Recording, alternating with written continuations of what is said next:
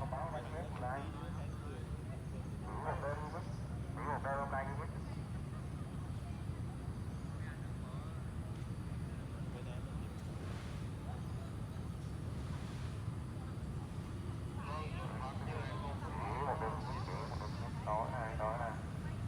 Thôi dừng lại luôn đi.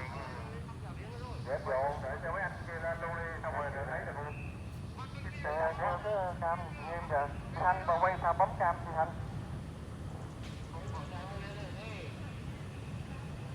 Cam một lúc lúc như luôn rồi. Kìa.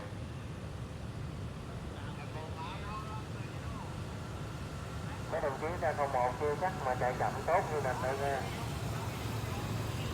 Chưa chắc mà đè được 5 km đâu. Này thảo bo chạy luôn á, không có chạy ra đâu. Nó cứ một con nữa. Không. Trên đó nó đuổi rồi. Đây là nhà Tây luôn á.